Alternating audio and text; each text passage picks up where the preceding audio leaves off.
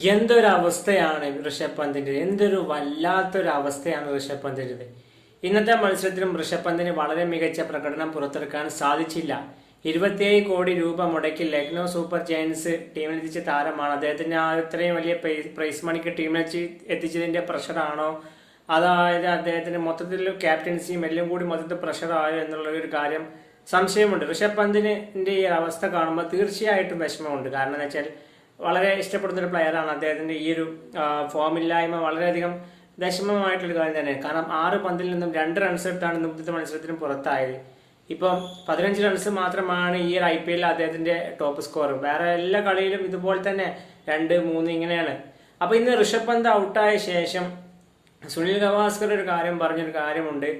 Rishabh പന്തിന് rest കൊടുക്കൂ എന്നുള്ളതാണ് സുനിൽ ഗവാസ്കർ ഒറ്റയടിക്ക് പറഞ്ഞത്. അതായത് ഋഷഭ് പന്തിന് റെസ്റ്റ് കൊടുക്കൂ എന്നാണ് ഉദ്ദേശിച്ചത്. അതായത് ഋഷഭ് പന്തിനെ ഒരു കളി അദ്ദേഹം ഉദ്ദേശിച്ചിത്രേ ഉള്ളൂ.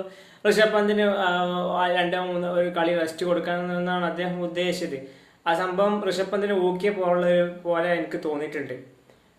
ഋഷഭ് പന്ത് ആയതുകൊണ്ടാണ് അങ്ങനെ പറഞ്ഞത്. ഇതിപ്പോ സഞ്ജു സാംസണോ മറ്റേതെങ്കിലും പ്ലെയറൊക്കെ ആണെങ്കിൽ വലിയ രീതിയിൽ ഗവാസ്കർ പലതും പറഞ്ഞേനെ, അത് വേറെ വിഷയം. ഏതായാലും ഋഷഭ് പന്തിന്റെ ഒരു അവസ്ഥ കാണുമ്പോൾ നല്ല വിഷമമുണ്ട്. എനിക്ക് തോന്നുന്നു അദ്ദേഹത്തിന് ഭയങ്കര പ്രഷറായിട്ട് കളിക്കുന്ന പോലെ ക്യാപ്റ്റൻസിയും പിന്നെ ഹ്യൂജ് പ്രൈസിന്റെ ഇതും എല്ലാം കൊണ്ടൊരു പുള്ളി മൊത്തത്തിലൊരു പ്രഷർ. എനിക്ക് തോന്നുന്നു ഋഷഭ് പന്തിന് നല്ലൊരു ബ്രേക്ക് അനിവാര്യമാണ്. ഇനി IPL കഴിഞ്ഞ് കഴിഞ്ഞാൽ നല്ലൊരു ബ്രേക്ക് എടുക്കേണ്ടത് അനിവാര്യമാണ് അദ്ദേഹത്തിന് ഓരോ തുമ്പിനെ കൊണ്ട് കല്ലെടുപ്പിക്കുന്ന പോലെ 3 ഫോർമാറ്റിലും കുത്തിരികെ കയറ്റും. ഇതൊക്കെ അദ്ദേഹത്തിനോട് ചെയ്യുന്ന ദ്രോഹമാണ്. അദ്ദേഹം ശരിക്കും പറഞ്ഞാൽ ടെസ്റ്റിൽ കളിപ്പിക്കണം. ടെസ്റ്റിലെ എല്ലാ കളിയിലും അതുമാതിരി അദ്ദേഹത്തെ ക്യാപ്റ്റനും ആക്കണം, പ്രശ്നമില്ല. പക്ഷെ T20 ഈ വൺഡേയിലൊക്കെ അദ്ദേഹത്തിനെ കൊണ്ടുവരുന്ന അദ്ദേഹത്തിന് മൊത്തം കോൺഫിഡൻസ് നശിപ്പിക്കാന്നല്ലാതെ വേറെ ഒന്നും പറയാനില്ല.